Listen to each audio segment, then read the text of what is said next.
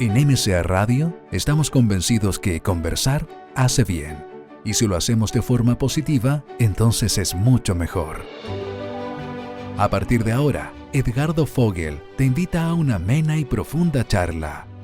Esto es Conversando en Positivo. Un momento de luz para compartir experiencias de vida por MCA Radio. Resonando con el alma. Bueno, hoy día tengo feliz de tener dos grandes invitados, amigos ya, queridos. El programa de hoy día que hemos denominado ¿Es posible la colaboración en la diversidad? Como una gran consulta, una gran inquietud. Esto parte a propósito de un contexto, digamos, en Chile y también en el mundo. La encrucijada cultural que estamos viviendo parece focalizarse sobre una gran pregunta. ¿Es posible la colaboración en la diversidad? Esto porque en diferentes foros mundiales o regionales, en diferentes países a nivel político, social o económico, parece que la lógica de los unos o los otros ya no da para más. Nuestra forma de conversar las situaciones de proyectos comunes o de conflictos ya no parecen servir. Son múltiples los ejemplos a nivel internacional o nacional. Ello ha traído consigo una explosión de desafíos sociales que están generando una creciente inestabilidad e inquietud. Y también parece ser que ya no es posible que cada vez que un grupo se sienta dueño de la verdad, excluya a quienes no sienten, piensan o entienden lo mismo de sus situaciones de poder transitorias, como lo muestra una y otra vez la historia. En este sentido es posible que surja un conversar en el que no estar de acuerdo no sea sinónimo de hasta aquí nomás llegamos. Es posible conversar con personas que no comparten nuestras experiencias, historias, formas de ser y entender la vida. Para conversar de este y otros temas tenemos como invitados, Humberto Maturana.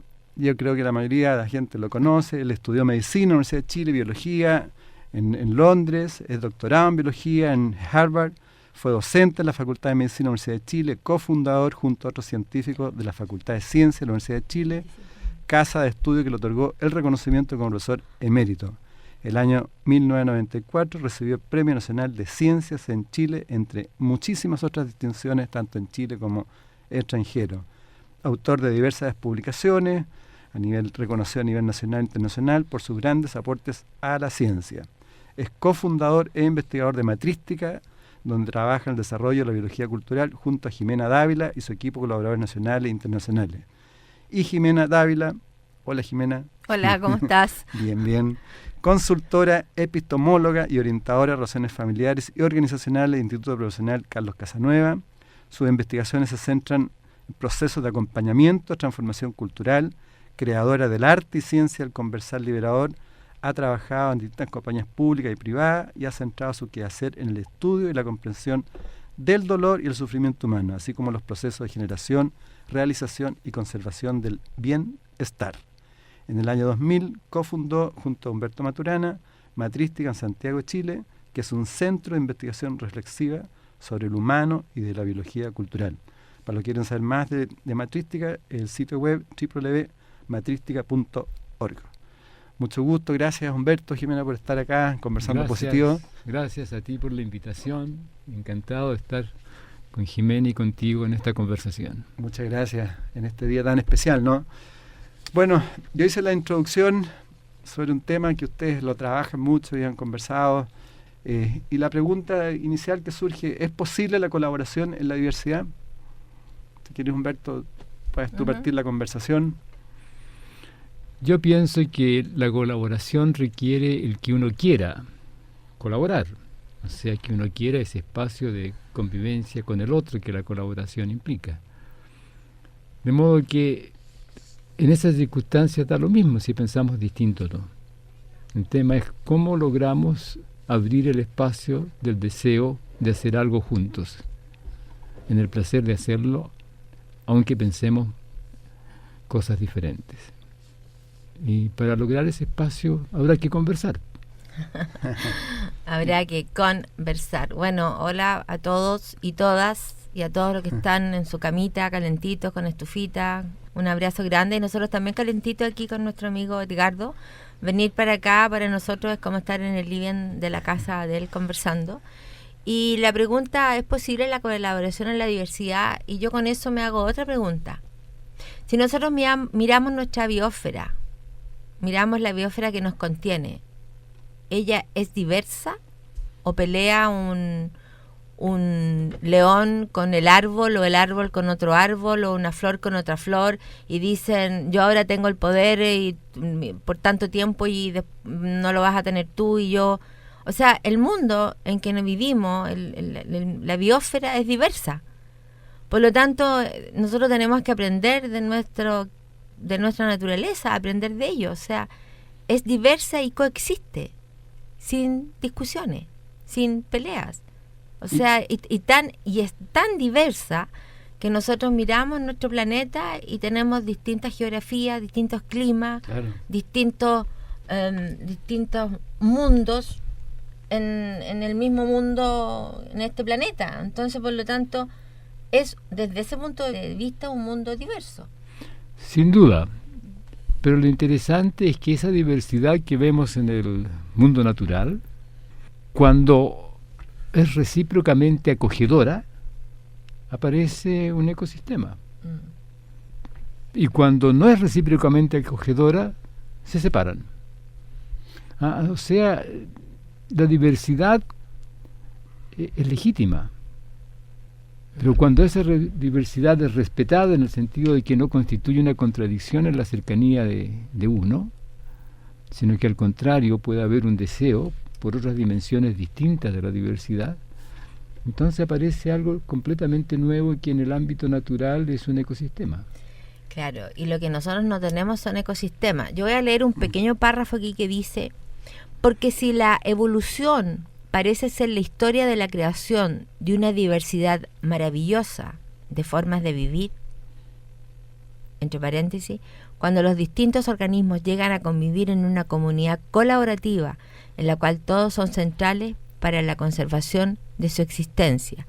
O sea, como decía Humberto, la conservación de su existencia pasa a ser central en una comunidad colaborativa cuando hay aceptación de la presencia del otro, respetando la diferencia. Y eso es lo que pasa con el ecosistema.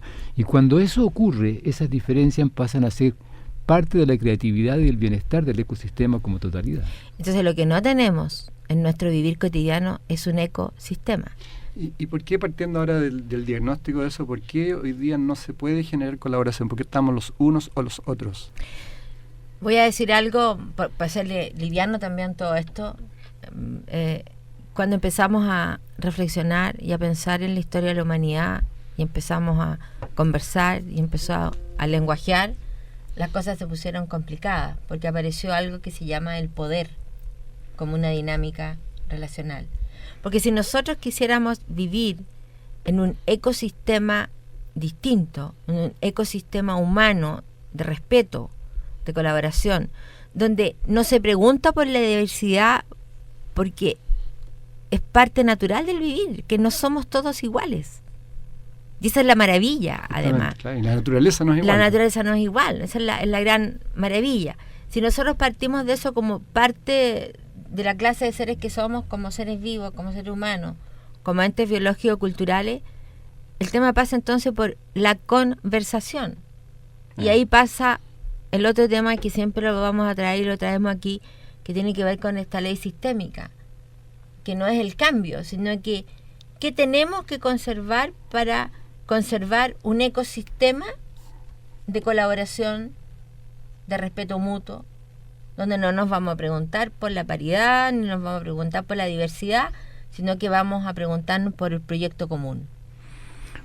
Bueno, tenemos que entrar en el espacio del respeto mutuo y en el deseo de hacer algo juntos. Si lo que ocurre es que nosotros estamos viviendo una cultura en la cual esencialmente el deseo está en no hacer algo juntos a través de la idea de competir, de tener que ser mejor que otros o que el otro. Entonces, claro, la competencia separa, no acerca, porque en la competencia yo gano la competencia negando al otro. Y lo tenemos tan en nuestra cultura que cuando estamos haciendo algo y uno lo hace en un momento adecuado, oportuno, y el otro lo iba a hacer, aunque estén haciendo cosas juntas, uno dice, me ganaste. Claro. Es como que todas las relaciones fuesen de ganar y perder. Mientras eso sea así y lo central no sea lo que estamos haciendo juntos, no tenemos ninguna chance. Dentro de eso a mí me llama la atención otro concepto que se relaciona con otra forma y que se repite mucho, que es el tema de la igualdad versus la equidad. ¿Podría profundizar cuál es la diferencia entre igualdad y equidad? Porque se plantea mucho a nivel también de promesas a la gente el tema de la igualdad. Pero tal como tú planteas en la diversidad, tampoco en la naturaleza existe la igualdad, ¿no? No, pues. Lo que pasa que eso es maravilloso, si nuestro gran maestro es la naturaleza, es la biosfera, donde está la diversidad en cada paso que nosotros damos. Entonces, esto de igualdad, que no es lo mismo que equidad, tiene que ver con el mundo que vivimos y tiene que ver con la economía de mercado, de alguna manera. Entonces, por lo tanto, por eso la diferencia que nosotros hacemos, y Humberto lo hizo en la charla, en esa conversación que tuvo el otro día, que el tema no es en nuestro país el tema de la igualdad, el tema es la equidad. O sea, que todos tengamos oportunidades, que todos tengamos derecho a una buena educación, que todos tengamos una canasta básica que nos permita alimentarnos bien. O sea, la equidad tiene que ver con esa armonización de la energía y de los recursos. Claro, y aparece el tema lo interesante es que ese tema aparece cuando hay conflicto, cuando uno siente de que de alguna manera hay algo que no se respeta. ¿Y qué es lo que no se respeta? El otro, lo que el otro hace. Nosotros estuvimos un rato mirando, antes de venir para acá, un programa que se llama El Sur del Mundo. Y esta particular escena, no escena, sino que episodio, mostraba a gente que vive cerca del mar, que se alimenta del mar mismo, sacando mariscos y otras cosas, y cochayuyo. No, perdón, no es el cochayuyo, es el... ¿Alguna alga? Un alga, ¿cómo se llama? El... ¿Luche? ¿No? No, sí, el cochayuyo. El cochayuyo, estaba confundiéndolo con el luche.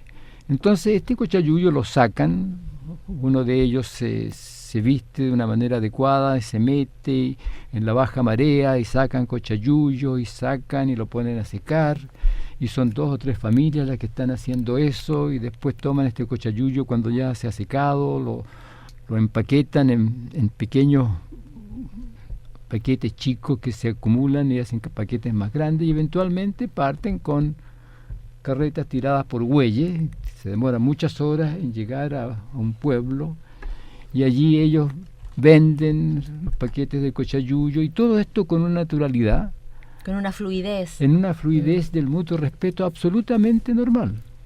Hay condiciones de vida distintas, algunos viven en casas que son muy distintas porque corresponden a un pueblo o una pequeña ciudad, mientras estas personas viven en casas mucho más modestas, cerca del mar, y no hay conflicto en esa diferencia. Al contrario, resulta que las cosas que uno hace son adecuadas para el otro y viceversa, y cada uno conserva su modo de vivir en el respeto recíproco, porque no están procurando imponer ninguna idea, ninguna noción, ni obtener ninguna cosa que aparezca no equitativa, que no pertenezca a la equidad. Los precios son justos. ¿Por qué son justos? Porque el que vende y el que compra sienten que es justo. Claro.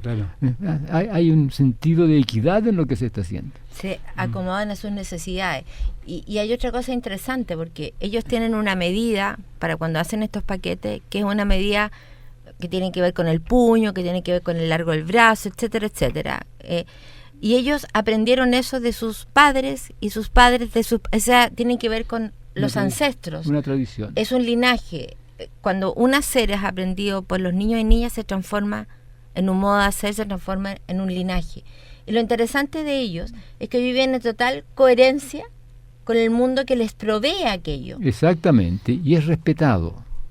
Y yo pensaba ¿qué pasaría si viniese una persona con un camión que le dice, mire, yo les compro a ustedes su cochayuyo y lo quiere comprar para llevarlo a vender al pueblo, a otro lugar?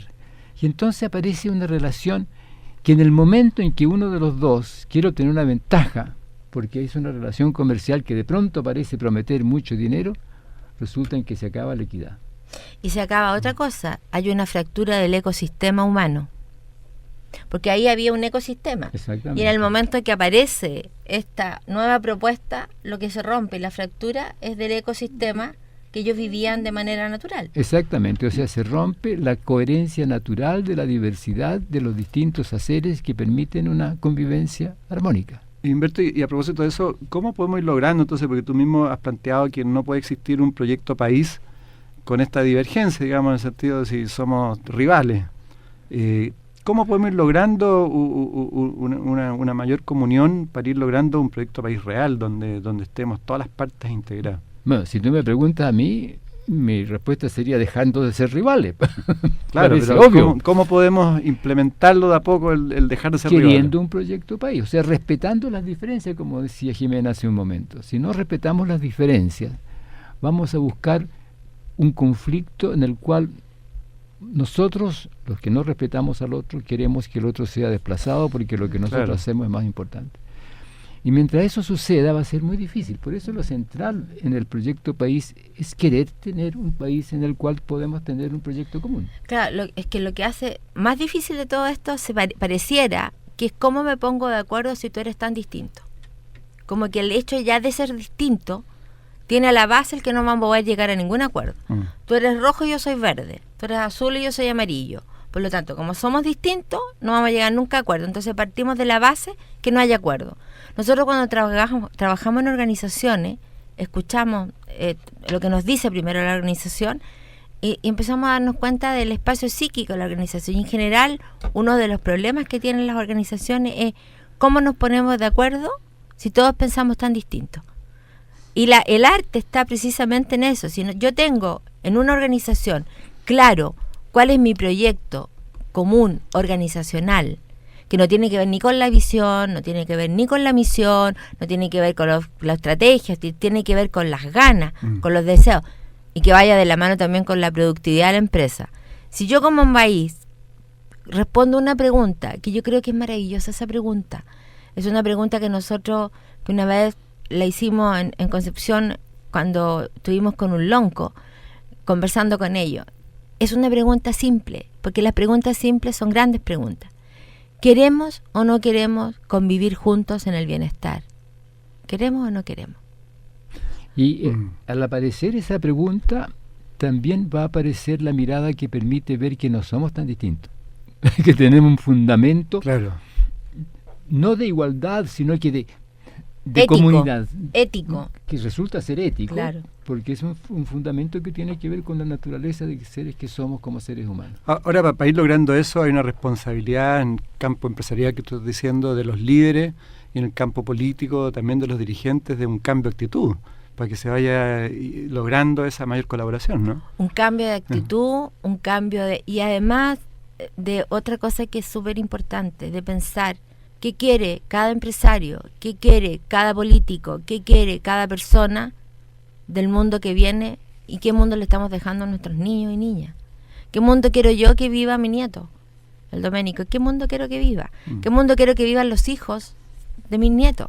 Porque resulta que nosotros estamos haciendo todo lo que estamos haciendo como en una localidad de tiempo, como que este es el tiempo. Y aquí nos peleamos, y aquí tú piensas así, yo lo pienso así, entonces no conversamos. Pero resulta que lo que nosotros hacemos es sistémico, porque y es recursivo, y va a impactar en las generaciones que vienen. Por supuesto, claro. Entonces, por lo tanto, la pregunta es, ¿queremos o no queremos convivir juntos? Si queremos convivir juntos, entonces, ¿cómo lo hacemos? ¿Qué proyecto queremos? Tenemos que descubrir desde dónde queremos vivir juntos.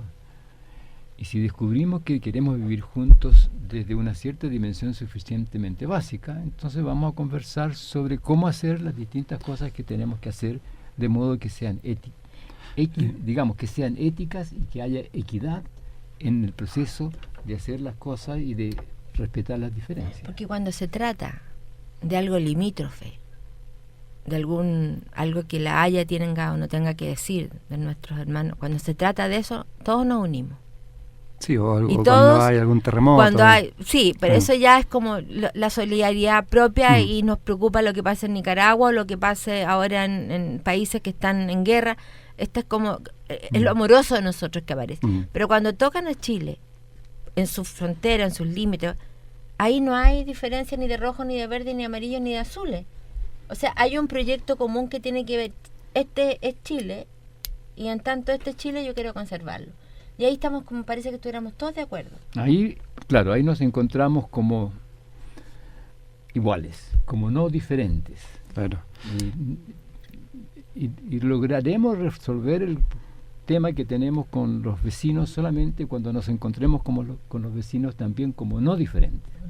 Y abramos un espacio de convivencia más amplio. ¿Podrían explicar en cortas palabras el tema de la transformación cultural del concepto matrístico, digamos, de lo patriarcal a lo matrístico? Porque ahí está el concepto teórico, ¿no? Se puede decir, lo podrían simplificar, porque hay muchas personas que quizás no saben qué significa lo patriarcal y qué significa lo matrístico o lo matriarcal. Lo que pasa es que las culturas matrísticas con S son culturas que vivieron y existieron en nuestro querido planeta, hace bastantes miles de años atrás. Ya hay restos arqueológicos de esas culturas. Una de ellas es una antropóloga estadounidense que trabajó mucho tiempo. No era estadounidense ella. No sé si era... No, era... croata o por allá. Que es Marija Gimbutas. En que hubo culturas que vivieron en coherencia con el mundo natural y en coherencia en este ecosistema humano, digamos, donde no había diferencia entre hombres y mujeres, donde se adoraba a la diosa como la creadora de vida, digamos. Eran culturas que no vivían centrados en la guerra. Pero después aparecen las culturas patriarcales. Claro, en algún momento en la historia se rompe, y esta es una proposición explicativa, naturalmente, se rompe el sentir de que uno pertenece de una manera armónica a las coherencias del mundo natural. O sea, uno es parte, nosotros los seres humanos en el comienzo de nuestra historia como seres humanos, 3 millones de años atrás, cuando comienza a vivirse en el lenguaje, nos sentimos parte, no discursivamente, sino que naturalmente parte del mundo natural. No nos sentimos esencialmente distintos de los otros animales, de las plantas. Casi como esta familia que juntaba cochayuyo. Ahora, claro que sí. Como esa familia que vivía en esa coherencia, el mar le daba. Exactamente. Y ellos recogían y vivían en esa coherencia. Ya. Entonces, en algún momento esa coherencia se rompe. Y se rompe y no... Porque cuando esta familia, en este caso que ya lo trajimos nuevamente a la mano, va a recolectar el cochayuyo y a recolectar los mariscos y otras cosas, van los niños también. Y van aprendiendo. Y aprende cómo se saca el cochayuyo, cómo se pone a secar, cómo se hacen los paquetes, etcétera. Y son niños de las distintas familias, todos van aprendiendo eso. Y van preguntando, y los papás y las mamás van contestando con la conciencia, de alguna manera, de que pertenecen a todo ese ámbito. Entonces, en algún momento de la historia, esa conciencia se debe haber roto. Y cuando se rompe esa conciencia, se rompe la conciencia de la participación coherente en este espacio más amplio que estamos llamando un espacio humano ecológico. Un ecosistema. Y cuando eso pasa, y uno no lo restituye con el entendimiento, entonces empieza a aparecer el tema de la apropiación. Y cuando aparece el tema de la apropiación, yo soy dueño de esto y excluyo al otro, entonces aparece este modo de pensar en la propiedad, en la autoridad que caracteriza... La desigualdad, la competencia, la exclusión. Claro, que caracteriza a la cultura patriarcal a la cual pertenecemos esencialmente. Entonces, lo patriarcal es un modo de relacionarse, en relaciones de dominación, de sometimiento, de obediencia y de control. Sin embargo, se hacía mucha referencia a lo patriarcal con respecto al machismo, y no es lo mismo. El machismo tiene que ver a la base con ese tipo de cultura, pero el machismo es un modo de relacionarse de ciertos hombres que muestran lo potente que soy con respecto a la mujer, que es distinto a la misoginia, por ejemplo, que es la misoginia es un odio a la dependencia de cualquier hombre hacia una mujer, odio a la dependencia hacia una mujer, y eso puede ser tanto de hombres como mujeres, por un lado. Entonces la cultura patriarcal fue una cultura que ya viene hace muchos miles de años, y si es una dinámica relacional de dominación, de sometimiento, cuando yo me encontré con Humberto, yo le dije, pero también es matriarcal entonces, porque también hay mujeres que someten, que dominan. Claro. O sea, entonces hoy día hablamos de cultura nosotros en biología cultural patriarcal, matriarcal, en relaciones de dominación, de sometimiento, de control, que genera inseguridad en la familia o en los grupos. Entonces, cuando hablamos de cultura matrística con Z, nosotros estamos hablando de una cultura que tiene que ver, y lo tenemos escrito en el libro Habitar Humano, 6 ensayos en biología cultural.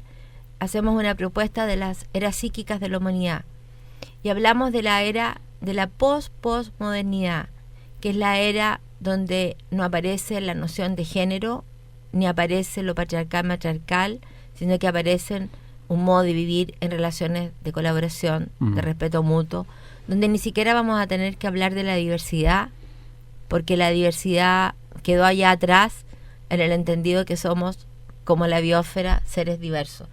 Es un mundo donde no, y que esa es una de las cosas que nosotros cuando empezamos con Humberto era más difícil en las empresas, donde el liderazgo toma otra forma.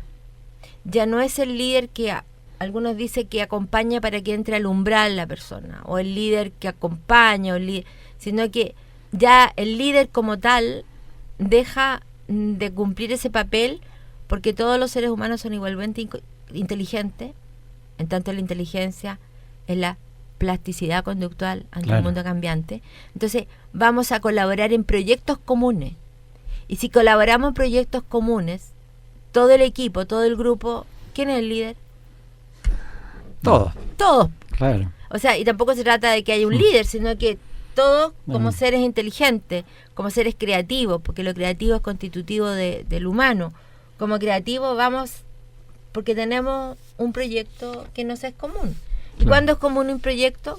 Cuando son comunes los deseos, las ganas de hacer las cosas bien. Qué bueno que dijiste esto, porque esto permite destacar el hecho de que el ecosistema humano implica la reflexión, implica nuestro existir en el lenguaje, implica el poder tener proyectos y por lo tanto conversar y generar proyectos comunes. Eso es parte de por supuesto, claro, del ecosistema. Y cuando ese ecosistema se rompe, esas conversaciones de los proyectos comunes desaparecen. Estamos conversando con Jimena Dávila y Humberto Maturana. El tema ¿es posible la colaboración en la diversidad? Un tema muy importante, interesante. Ustedes plantean justamente que esta transformación también hay que ir transformando. Tú hablaste del conversar, vamos transformando el pensamiento, el lenguaje, la actitud, la conversación para ir construyendo un convivir ético y responsable. Es decir, hay una responsabilidad también desde el colegio, de las familias, de todo, de ir cambiando esta conversación, ¿no? y los lenguajes. O sea, el mundo natural no reflexiona. Puede haber con algún animal que tú tengas, con algún hermano menor, como decían, en tu casa, que tú tienes mucha cercanía, alguna coordinación por haber vivido con él junto, que tú le tiras la pelota, te la trae, tú dices, cuando yo llego a mi casa me ladra, sabe que yo estoy, hay como un momento de lenguajeo, pero lo que no hay ahí es conversación y es reflexión. Y resulta que esa es la gran herramienta que tenemos los seres humanos, que nos puede liberar de cualquier trampa familiar, trampa en la empresa, porque el conversar es un arte, se ha transformado en un arte, porque es danzar juntos, pero lo que no hacemos es conversar, dialogamos, pero no conversamos. Y mi pregunta también a propósito de la reforma educacional. ¿Cuál es la tarea fundamental de la educación basada en lo que estamos conversando? Nosotros pensamos que la tarea fundamental de la educación es crear un espacio relacional de convivencia en el cual los niños, niñas, jóvenes que se están transformando con los adultos en su crecimiento, se transformen a su vez en adultos reflexivos, conscientes, éticos, dispuestos a colaborar y a generar un espacio de convivencia armónico porque quieren estar juntos y porque se respetan mutuamente. Y que de esa manera serán ciudadanos éticos, serios, responsables y democráticos. Ese es el propósito de la educación según lo que nosotros estamos pensando. Nosotros pensamos que eso es fundamental. Formar profesores y profesoras con una mirada bastante sistémica recursiva, que no solo tenga conocimiento en área, porque una cosa es saber, otra es enseñar y otra es educar. La educación es transformación en la convivencia y nos estamos educando, señor auditor, si usted creía que ya salió al colegio y ya terminó de educarse, no. Nosotros tampoco con Edgardo aquí vamos a salir educados de otra manera, porque uno se está transformando. Educación es transformación en la convivencia y uno se está transformando hasta que se muere, digamos. Siempre. Por lo tanto, y enseñar es orientar la mirada a un dominio en particular, sea matemáticas, geografía, geometría, historia, es guiar la mirada. Y por lo tanto, y saber no es lo mismo que educación. Yo puedo tener una persona con muchos saberes, pero tiene cero responsabilidad social o muy poca con respecto a los otros, como una persona que pertenece a una comunidad y que es ético. O sea, me gustaría que separáramos eso. Una cosa es saber, otra entender, otra educar, otra enseñar. Por lo tanto, cuando formamos a profesores y profesoras tienen que tener esa completud. Claro, y lo central en la formación de un niño en este proceso de su educación es que crezca con la disposición reflexiva que le permite preguntarse por lo que hace, mirar si lo que está haciendo le gusta o no, poder cambiar de opinión en el respeto de la dignidad de la persona que reflexione y que puede cambiar de opinión. Pero eso se enseña y se educa. Se enseña porque se muestra y se educa porque se vive desde allí. Y se vive en una coherencia con respecto a... La gran queja de los jóvenes, como mostraba el otro día, es la incoherencia de nosotros adultos. Los adultos, claro. ¿Te fijas? Perdón. No, sí, claro, porque los adultos somos muy mentirosos. Sí. Mentimos y prometemos una cosa que sabemos que no vamos a cumplir, por ejemplo. Y eso los niños lo descubren, entonces aprenden a mentir. O sea, cada vez que mentimos enseñamos a mentir. Educamos en el camino de una cultura de mentiras o de no cumplimiento de las promesas. Y bajo ese punto de vista, hoy día se habla también de la calidad de la educación. ¿La calidad de la educación sería lo que tú estás transmitiendo? Claro, nosotros pensamos que la calidad de la educación ocurre cuando se genera un espacio en el cual los jóvenes, niños, se transforman con adultos que se respetan a sí mismos, que son serios, responsables, que cumplen sus promesas, que corrigen sus errores, que escuchan, que reflexionan y pueden cambiar de opinión, generando un espacio de convivencia en el mutuo respeto y al mismo tiempo guiando la mirada para que los niños aprendan las habilidades que son necesarias según los momentos que están viviendo. Y como yo le digo a los papás cuando hago mis conversaciones liberadoras a grupos familiares, que la principal tarea que tiene un papá y una mamá con sus hijos es que sus hijos e hijas sean seres autónomos, que se respeten a sí mismos, que puedan decir sí y no desde ellos, no desde lo que los otros digan. Porque cuando tú tienes hijos o hijas que se han transformado en la convivencia en ese espacio, tú puedes poner la cabeza en la almohada y dormir tranquilo, sabiendo que sus hijos se van a respetar y van a poder decir no y sí desde ellos. Por lo tanto, el tema de la autonomía es central en todo eso. Yo creo que en este mundo, vamos a hablar en Chile, hay personas que tienen mucha experticia en distintas áreas de saberes. Yo creo que hay maravillosos profesionales en eso. Pero yo creo que, como decimos nosotros, con el saber no es suficiente. No es solo... Porque muchas veces el saber que sabe, a uno lo vuelve ciego, sordo y mudo. Mucha información, ¿no?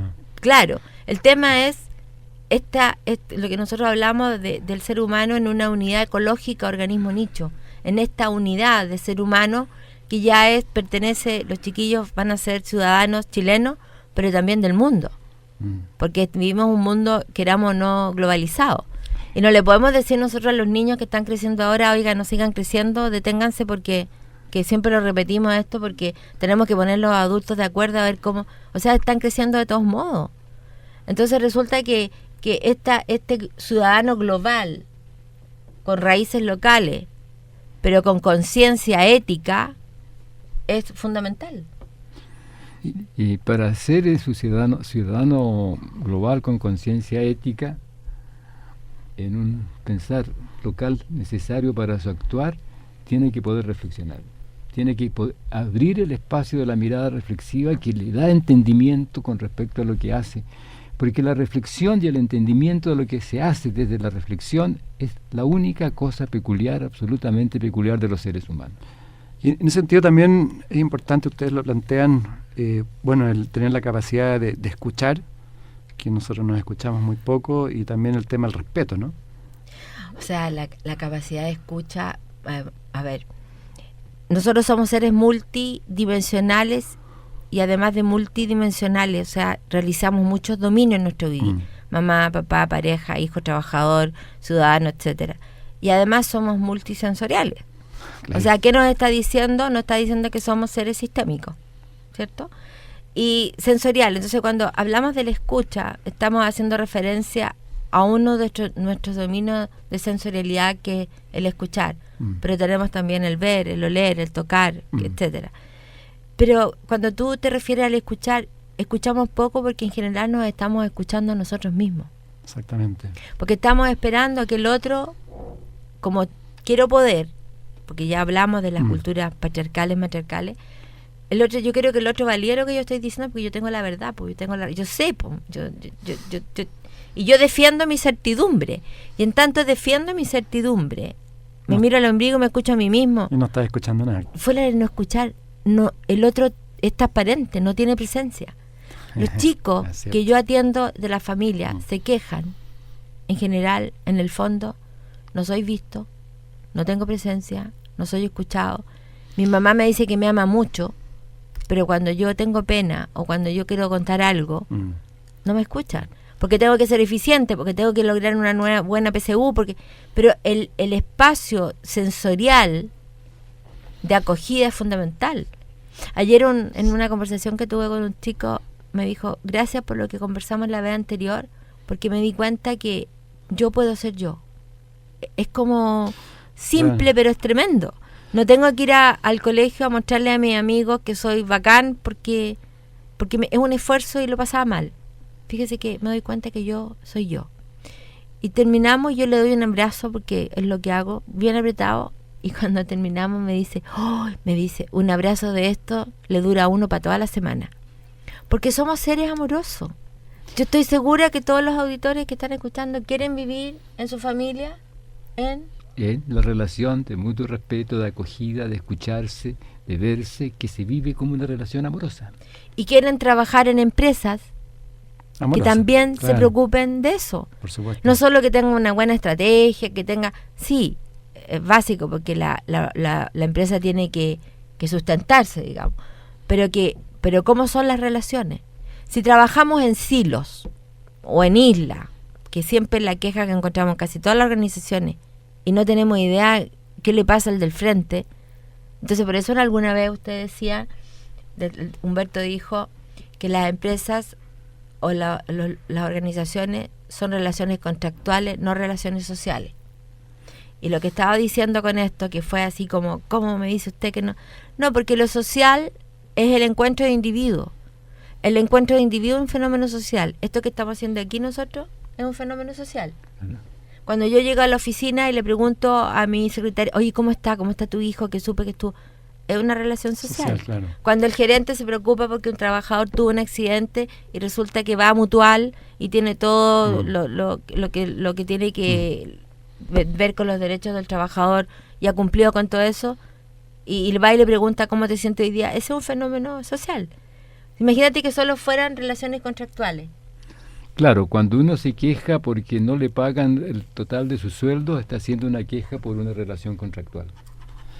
Eckhart Tolle es un escritor ya muy conocido, filósofo, maestro. Él habla de la importancia de la hora. Tiene un libro, de hecho, que se llama El poder de la hora. Entonces, dentro, una frase que quiero para que la profundicemos, dice, él declara, la cosa más importante que le puede suceder a un ser humano es el proceso de separación entre pensamiento y conciencia, y que la conciencia es el espacio en donde existen los pensamientos. Ya. O sea, él se plantea principalmente... ¿sí? Pienso que él se refiere al hecho de que en el momento en que uno cosifica pensamientos, conciencia, no ve las dinámicas que constituyen al pensamiento y a la conciencia y cómo se relacionan. Y es a eso a lo que está llamando esta persona la atención. En el momento en que cosificamos, rompemos las dinámicas que constituyen aquellos fenómenos de los cuales queremos hablar o aquellas relaciones que queremos evocar con las distintas palabras. Porque las palabras no denotan cosas. Las palabras evocan flujos de convivencia, flujos de coordinaciones de sentires, emociones y haceres. O sea, guían el convivir. En el momento en que yo la codifico, esa dinámica desaparece y me quedo con un objeto, con un sustantivo que puedo tratar de una manera u otra y sobre el cual puedo discutir sin entender. O sea, no es trivial lo que decimos para nuestra almita. ¿Qué más dice él? Bueno, que él plantea principalmente que uno tiene que vivir el ahora, el presente, el momento presente, y que el principal enemigo del poder del vivir el presente es la cantidad de pensamientos como mecánicos que tenemos en nuestro cerebro y que no nos dejan vivir en forma consciente y un poco lo que ustedes plantean, ser colaborativo, ser amoroso, etcétera, porque van apareciendo siempre aspectos en esos pensamientos permanentes que nos hacen estar o en el pasado o en el futuro, con resentimientos, con odio, etcétera. Una de las cosas que, por eso te decía, la pregunta anterior es súper simple, de si queremos convivir o no queremos convivir juntos. Y aquí hay otra pregunta súper simple. Cuando uno habla de la historia, la habla desde el presente. Cuando uno habla del futuro, lo habla desde el presente. O sea, nunca uno está en la historia ni está en el futuro, siempre está en el presente. Claro. Entonces yo le digo a las personas cuando conversamos, si es por hacer arqueología psíquica, podemos ir a meternos a toda la historia y sacar huesitos, vamos a sacar cacharro, algo vamos a sacar. Pero en ese constante ir a la historia, estoy parado mirando mis dolores de mi historia, pero no estoy mirando el futuro que está en blanco, que está por escribirse. Por supuesto, claro. Entonces, por lo tanto, ¿qué quiero conservar? Si yo quiero conservar la victimización, la autodepreciación de los dolores vividos, de lo que me ha pasado en la historia, si ha sido así de dolorosa, entonces me niego al presente. Pero también en la historia también tenemos cosas bonitas, o sea, no todo ha sido tan malo porque estamos vivos, digamos. También ha habido espacios de amor, de bienestar. Entonces, miramos la historia, sí, por un rato. Pero ahora miremos el futuro, que no existe, no está. Estamos creando, digamos. Y también nos angustiamos por un futuro que viene. Nosotros hacemos esto que nos has escuchado tú varias veces, de decir como que el futuro fuera que viniera así como que nos va a arrasar, y nos negamos el presente. Y lo único que tenemos en este presente es que está lloviendo y estamos comiendo sopaipillas pasadas.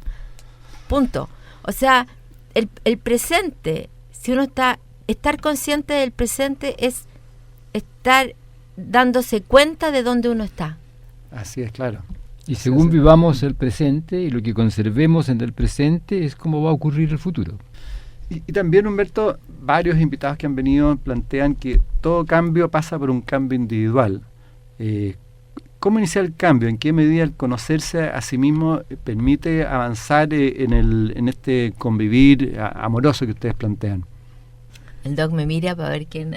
¿Quién parte? Usted parte. No, Usted usted, primero, no, no, usted, usted no, primero. le toca a usted. ¿Es importante el cambio individual para iniciar un cambio más Lo que colectivo? pasa es que en cuanto al cambio y transformación, estamos siempre cambiando. Siempre. El cambio nunca se detiene.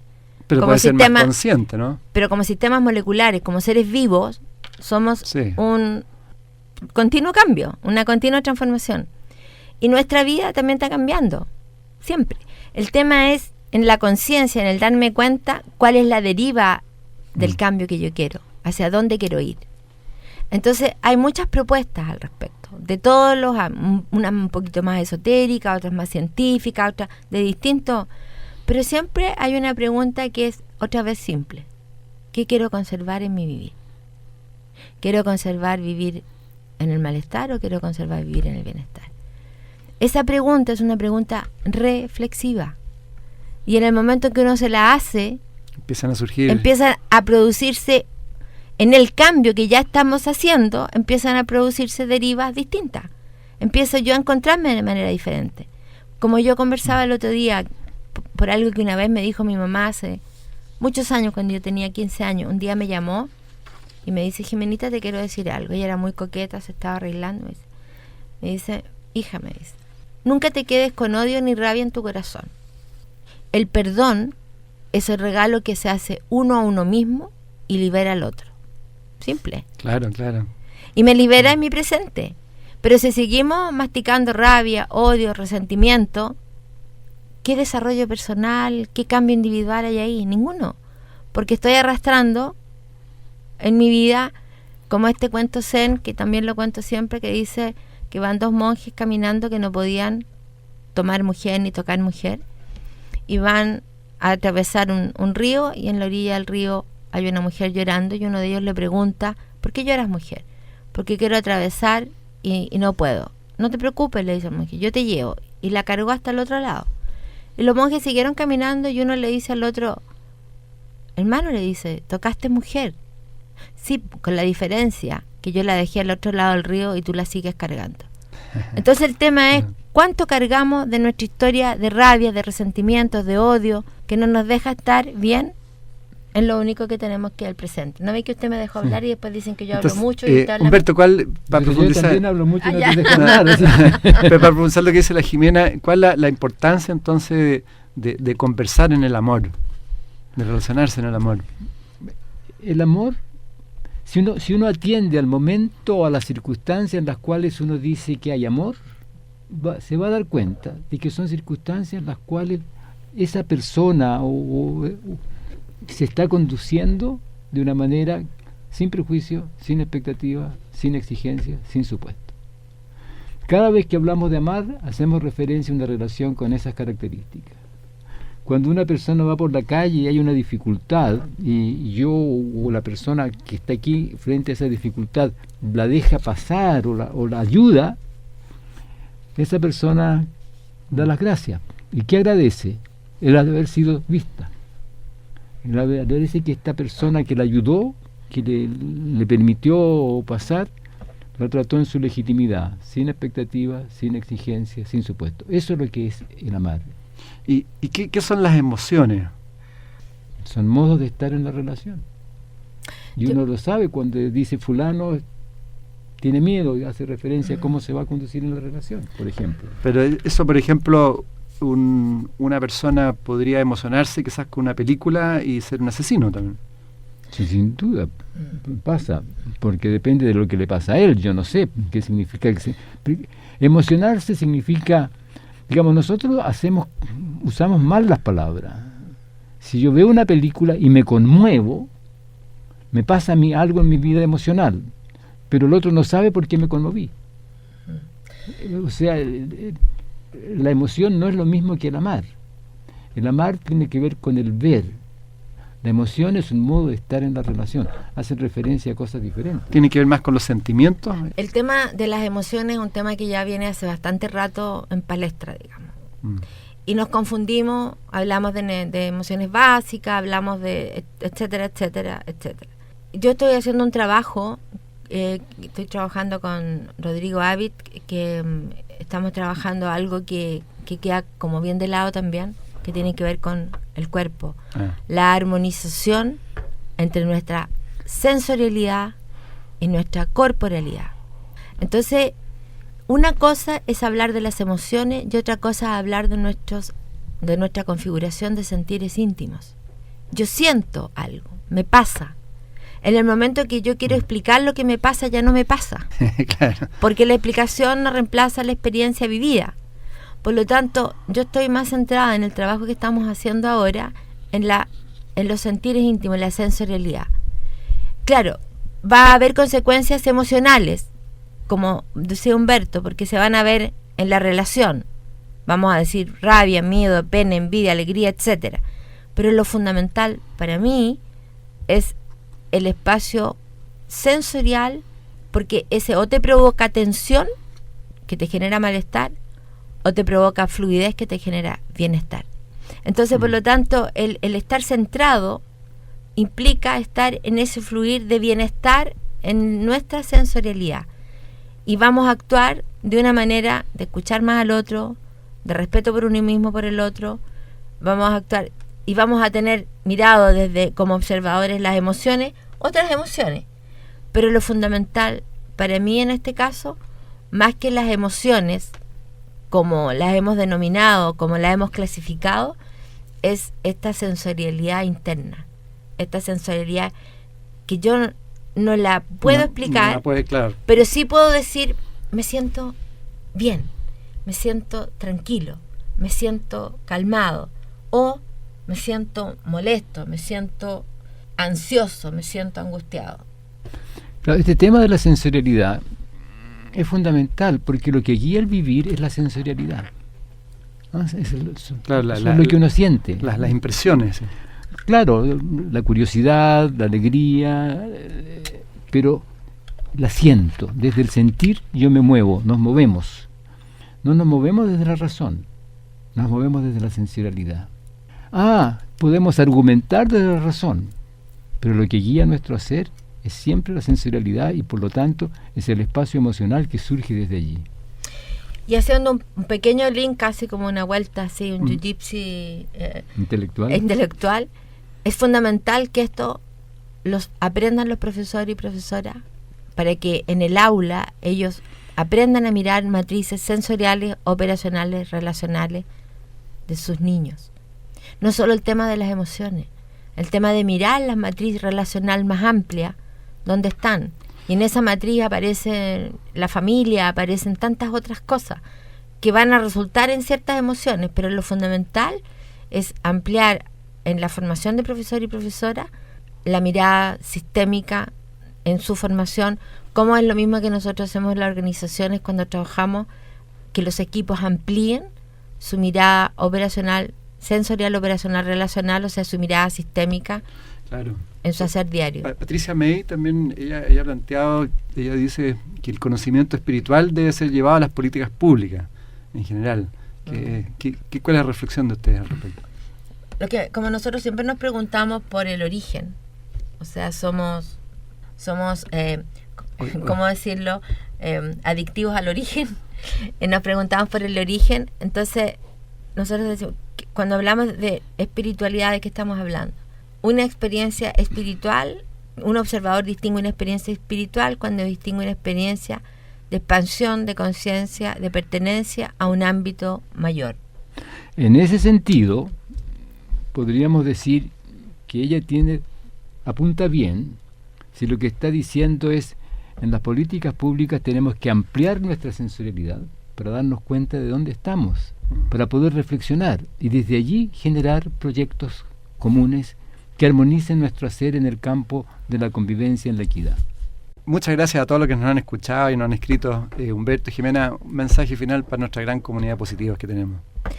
Bueno, un abrazo a todos y decir que en tanto uno está vivo y en tanto uno está con los seres que ama, es multimillonario, lo tiene todo. Y gracias por el escucharnos y el respeto y el cariño que eso representa. Gracias. Y queremos volver de todas maneras, nos encanta estar contigo, gracias por tu cariño. Muchas gracias a todas las amigas, amigos, por escucharnos. Espero, sin duda, van a quedar con una cosa muy rica después de haber escuchado a Jimena y Humberto. Muchas gracias a todos. En MCA Radio estamos convencidos que conversar hace bien. Y si lo hacemos de forma positiva, entonces es mucho mejor. Edgardo Fogel te acompañó en una amena y profunda charla. Esto fue Conversando en Positivo, un momento de luz para compartir experiencias de vida por MCA Radio, resonando con el alma.